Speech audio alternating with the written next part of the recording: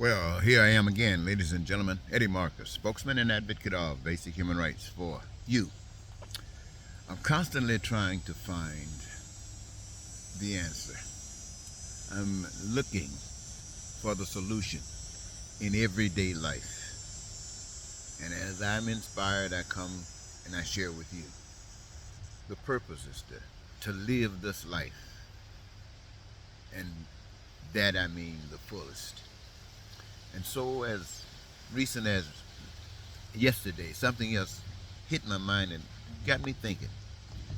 It reminded me of a scripture that I heard years ago, and many of you might be familiar with it. It says, no, I'm not talking about seek ye first the kingdom.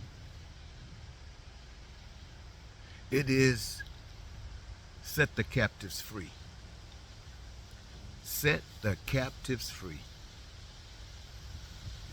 Now, what do we think when we talking about captives free? Usually we're talking about people who are in jail, people who are in prison, people who violated some law, and this is the consequence of that. And now they're locked up. But it's much bigger than that, ladies and gentlemen, when we start talking about captives. See, it's one thing to be captured as a physical structure, a body, a human being. It's another thing to be held captive in your mind.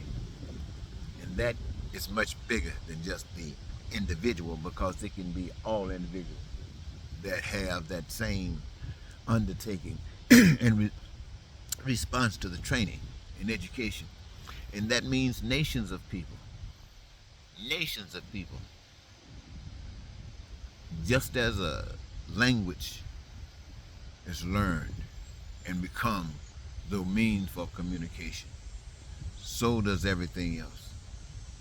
To set the captives free.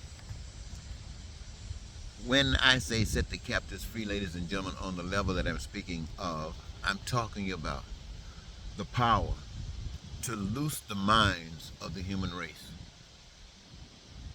that would allow you to live the life that was designed for you, a satisfied life. How do you do that to a mind that is captured to the systems in which they live? Whether you're living under communism, whether you're living under capitalism, whether you're living under, did I say communism or socialism? Whatever the situation might be, you live under that and you understand that, and you do not understand the other.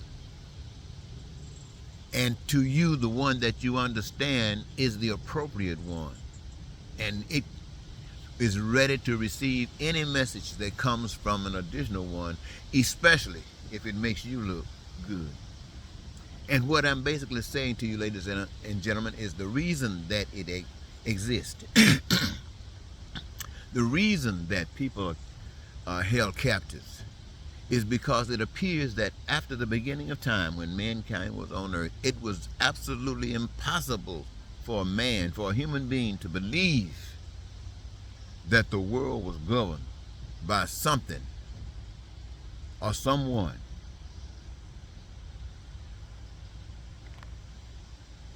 that cannot be seen. Absolutely impossible to be governed, to be controlled by something or someone that cannot be seen. And if you can't do that, then what do? Naturally, you replace that with something that can be seen. And usually that is the biggest bully on the part. The biggest bully on the part. It could be a communist bully.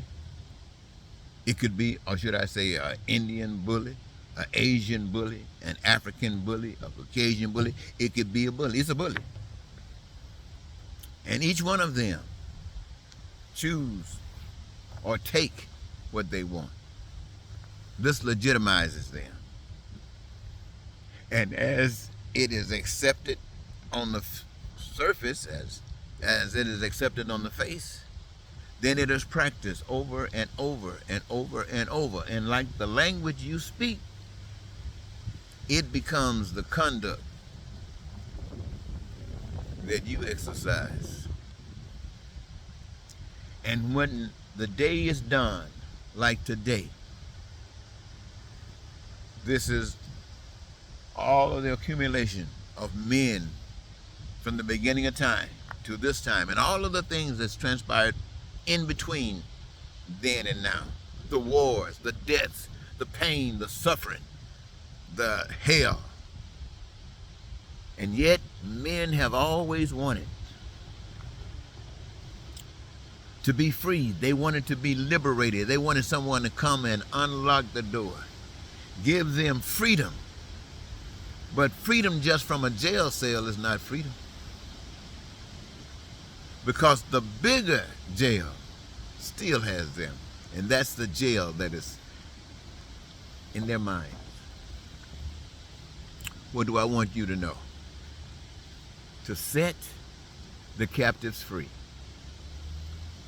You thinking that I'm talking about someone else and not you. I gotta be talking about someone else and not you, because you got it together. Oh man, you got it together. You somebody. You're recognized in the community. You stand for good. You might even have some certificates or some badges that says that you are honorable. You're a Christian. You read the Bible, the Word. You study it and practice it. Or if you don't guide yourself by these, you just got a job. But could be a nice job, a wonderful job, making good money, paying your bills. You don't have to suffer but too much. Or you could be poor on handouts. All of these things exist under the guise of men to set the captives free. Do you fall in any of these categories? But let me ask you this. Have you ever been taught that this invisible power that you cannot see, that's what it means, is responsible for this earth that I stand on right now, and you, wherever you are, the building, the car riding down the highway, wherever you are, you're there because of that invisible power handiwork. You think about, if you will, the air that you're breathing that allows you to live, that brings you that is necessary. And you know, that didn't come from us. That came from that invisible power. Now, I want you to think. We require food to eat to live, and we're going to do that. But what I'm basically saying to you is that the resources on this earth are designed for this earth and for the purposes that they are used for on this earth. We as human beings are on this earth for a purpose. And there are certain things that are absolutely required that we actually engage in every day or as often as required in order to survive. And those, my friends, have been met. The resources are here. We know what the nutrients required to maintain or give us sustenance in life. We reply to that every day. But set the captives free. Set the captives free. I mentioned that the wars, I mentioned the turmoil, I mentioned the lies, the hatred, the racism, the bigotry, the terror, the war, the poverty, crime and violence. These things exist, ladies and gentlemen. And they are signs of the bondage that we as human beings are enduring. To set the captives free means to come and let the people know who have submitted themselves to everything that the powers that be, that the bullies have directed their path in, to let them know that that's what it is. It's a path of a bullet that robs them of their lives. I know many of you say you got good life, you got plenty of good money, but I remember, I don't know who it was, but maybe it was Malcolm X said that when the plantation, everybody knew who the boss was. To truth, he was as evil as could be, but to himself, he was the king of kings. And you had those who worked from sun up to sundown, who were prostituted and beat down. I can use my mind and I can imagine what they've gone through and what they went through and what they still go through today. And there were those who worked in the house who didn't have to be in the sun all day. Any coolness that the master enjoyed, they were able to there because they were there to service the master and the mistress. And they would look down on those in time that was in the field because that had conditioned them to believe that they were more. But Malcolm said they were just house niggas, which is relative to what people do today. Everybody just coming around, having a good time, got real nice cars, don't worry too much about some things, but everybody got to worry about something because a lot of things are out of reach unless you got money. So you're going to do some worrying, but the other little simple things like eating, having some place to stay, trying to go someplace and stuff like that, you don't have to worry about that because you're making enough money. That's what. And you do this in a time when people still living in boxes, people who can't pay their rent. I was hearing somewhere today that $4,700 may be the cost for a small one-bedroom apartment in New York. Now, you know that's a ripoff. Anyway, these are the kinds of things that's happening. To set the captives free, you, the people in Asia, the people in Africa, the people in India, the people in America, everywhere, you have to free your minds from the dictates of the bully that has been controlling you all your life. And you have to recognize the power of that invisible power that is responsible for all existence. And you have to want. Somebody say keep hope alive. No, you got to go beyond hope and reach out. Do something. Do something. And watch this power that you've had all along manifest itself. Because then you will begin to understand, because that power that you can't see, that has created everything that you can identify with your senses, that made it possible for you to have access to the air, the food, made it possible for you to live in peace, to be prosperous and free, joyous and happy. Make it possible for your needs, your wants, and your desires to be met at your choosing. My friends, you as an individual having access to all of this, and as a collective, unified together in such a way that it maintains the peace, it maintains the harmony, it maintains that which is required for justice, it maintains that which brings satisfaction. And how is that done? That's done by recognizing that everybody on earth benefits from this earth, and everybody on this earth here owes the earth something, a participation in a job or a career. Creating for that reservoir of goods and services, whatever the people have determined is essential for their survival, and in such an abundance that it never is depleted. Now, how you do that? With this job or this career, you have the blessings under this power that you can't see, to choose your job, to choose your career. And if you're gonna choose a job or career, you better choose something that you love, because you will be doing it. And having chosen that which gives you your greatest joy, hey, then everything else, food, clothing, shelter, education, healthcare, which you don't have to suffer anything thereof, because as a collective creating this, all of you are part owners of that which is created by the hands of men. You're part owners, so you don't owe any man anything but that which you give it throughout your life. That maintains your peace, that maintains your prosperity, that maintains your freedom, that maintains your joy, that maintains your happiness, and that allows you to live your dreams.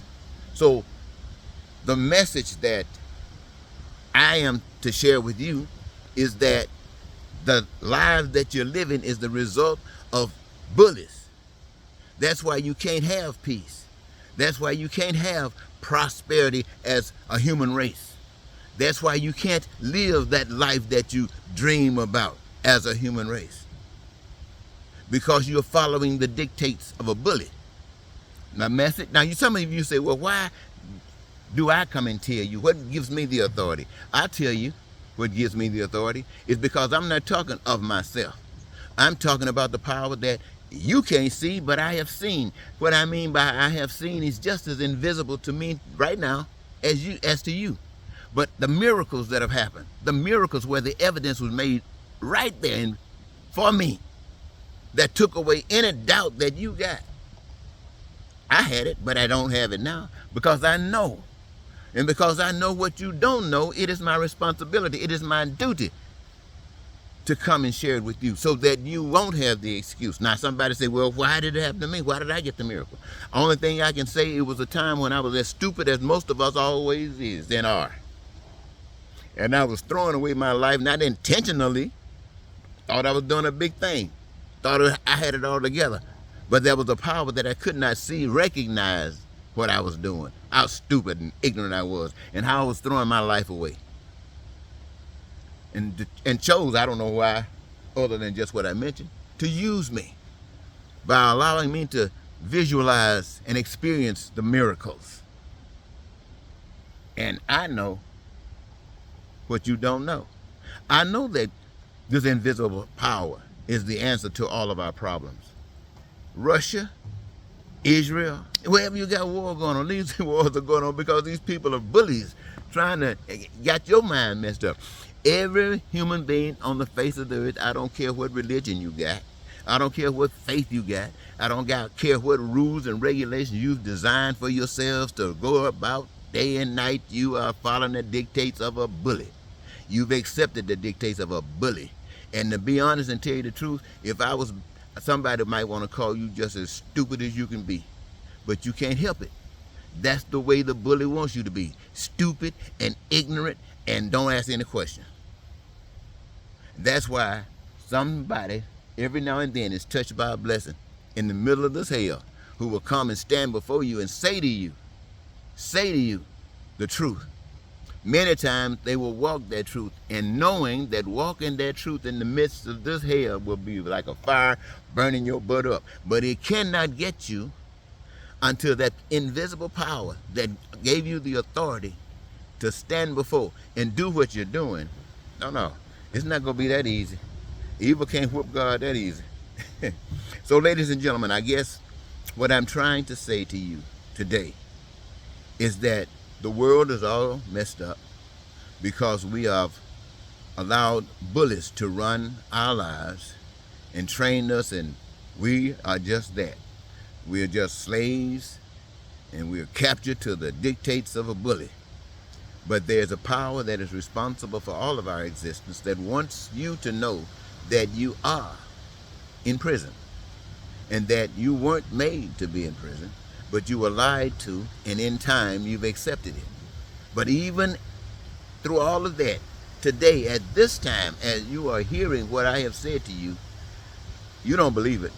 You want to because it sounds good. It answers your heart. But you can't believe it because however old you are, you got all of those years of conditioning that what I'm telling you is a lie. But I want you to know you've heard that Jesus died for it. Did he? I don't know. But I can tell you a couple of things I do know. I know that Gandhi died for it. That guy over in India. I know that Dr. Martin Luther King died for it. I know that Medgar Evers died for it. I know that Malcolm X died for it. I know that so many black people died for it. It's absolutely pathetic. And you know what? Who did it? The bullies. The bullies has designed that way. My message is to tell you that the bullies get their authority from you because you subject yourselves to their rule. And you got to cut it out, but you can't just cut it out because I say this. You got to want it. You got to want it. You got to want it. You know, like, I'm going to just say this, then I'm going to end, okay? You know, like today, Donald Trump has come along and messed up the minds of people that have had it, you know, kind of resting under the rugs for so many centuries.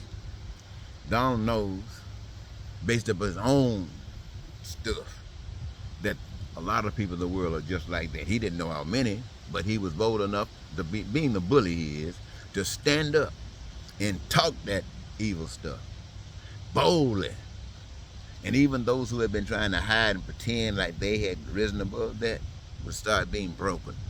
And as he was challenged and still kept talking, they were broken even more. And now millions and millions of Americans who always thought they were held above the pro, or whatever that word's supposed to be, are just in line with as much evil as they can possibly get. But I don't want anybody to be deceived just because they've been taken off further on the right. The people on the left are headed the same way as well, because they themselves, while they know that this stuff that the right is doing has so much pain and so much suffering that's coming from it, they feel all they got to do is create a little less, and that makes them better. But you can tell they're not better. That's why they can talk at what's going over on the right. And when they see the right getting something coming back at them, they're laughing. They're laughing because they don't understand that the things that they're laughing at today is the same thing the other folks will be laughing at you, these who are laughing today, when they're going through the same things. So, did you get the message? Set the captives free. And I'm talking about your mind. Everybody that's being ruled by any power other than that invisible power that says a satisfied life. Somebody, I remember when I was a kid, they said, seek ye first the kingdom of God and his righteousness, and all things. Boy, you start to how you see God and his righteousness. Then you think about it. That's God's righteousness. Everyone needs air to breathe. Everyone needs joy. Everyone needs happiness. I thought I was going to be gone. Let me go out of here, ladies and gentlemen. Until next time, this is Eddie Marcus saying goodbye for now.